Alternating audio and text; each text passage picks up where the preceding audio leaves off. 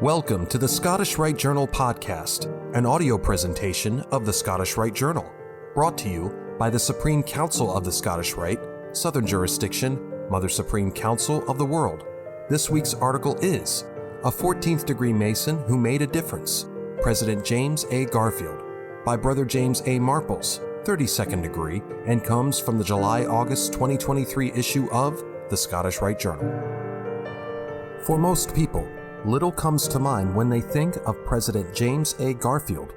However, for someone who only lived to the age of 49, he had the appearance of a man much older, testifying to a life of experience and suggesting a legacy that runs deep in American national fabric.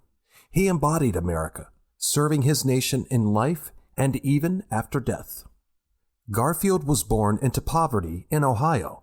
A desire for self-improvement led him to work as a school janitor at the Western Reserve Eclectic Institute, now Hiram College, to earn tuition money in order to attend. He was an excellent student, eventually serving as a teacher at the institute. He also became a man of faith, serving as an itinerant minister in the Campbellite movement that would give rise to the Churches of Christ, Christian, and Disciples of Christ denominations. Eventually, he moved to attend Williams College in Massachusetts, where he was inducted into the Phi Beta Kappa honorary. He returned to Ohio, now serving as the principal of his former school while also studying law and working in state politics. He served in the American Civil War, rising to the rank of Major General, then entered national politics, representing Ohio's 19th District in the U.S. House of Representatives. He was elected U.S. President in 1881. However, after only 3 months into his term of office, Garfield was shot in the abdomen during an ultimately successful assassination attempt by an unstable individual actuated by frustrations of the Garfield administration at not appointing him to a diplomatic post. While Brother Garfield survived the initial attack, his recovery was prevented by medical complications. The bullet in the president's body could not be located for removal, even with the help of a metal detection device that Alexander Graham Bell developed for this purpose. X-rays did not come about until 1895. Worse, unsanitary medical practices led to the bullet wound becoming infected, leading to Brother Garfield's death 79 days after the shooting. At the state funeral, famed musical composer and conductor Brother John Philip Sousa, himself a Knight Templar in the York Rite in Washington, D.C., conducted his composition, In Memoriam, President Garfield's Funeral March, which he had written for the occasion. Military and fraternal honor guards provided escorts for the coffin as it traveled via train from the nation's capital to the cemetery in Garfield's native Ohio. Brother Garfield is sometimes thought of as not having accomplished very much as a president. It is true that his time in office was short. However, he made significant contributions to the nation during his career. Garfield served in the House of Representatives for some 17 years prior to his presidency. In this time, he supported the passage of the 13th, 14th, and 15th Amendments, freeing African Americans from slavery, guaranteeing their citizenship in the U.S., and granting their right to vote in national elections. During his short time as president, he successfully refinanced the national debt and laid groundwork for reform of the U.S. government's civil service hiring system.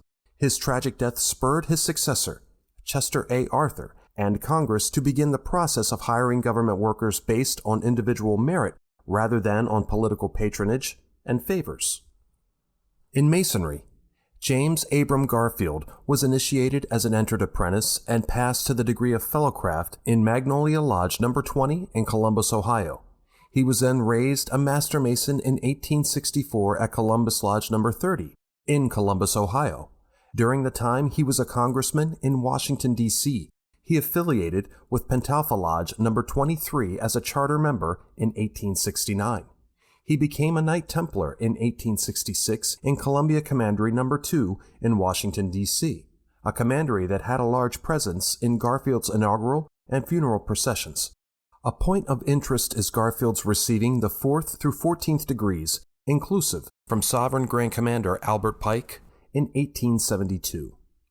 For a time from 1869 to 1881, Garfield was a member of Pentalpha Lodge number 23 in Washington, D.C.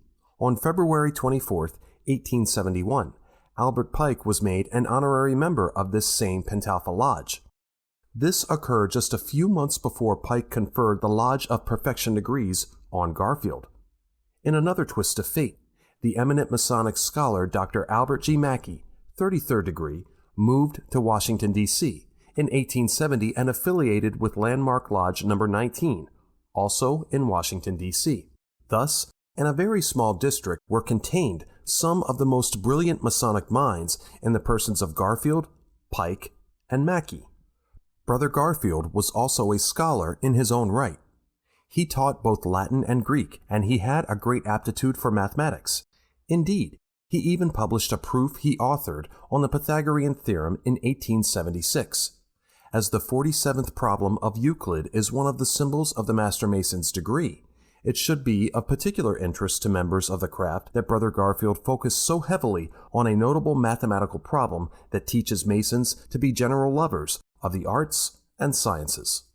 As we have seen in this brief perusal of his life, Brother Garfield was an active Mason, statesman, scholar, and man of faith. It is a tragedy that his presidency and, indeed, his time on earth were cut short. Like and share this article, and don't forget to subscribe to the channel. If you wish to comment, please leave one, and as a reminder, hit the notifications bell. Any accompanying photographs or citations for this article can be found in the corresponding print edition. The Scottish Rite Journal is published by the Supreme Council of the Scottish Rite, Southern Jurisdiction, Mother Supreme Council of the World. Mark Dreisenstock, 32nd degree, KCCH, Managing Editor. I'm your host, Matt Bowers.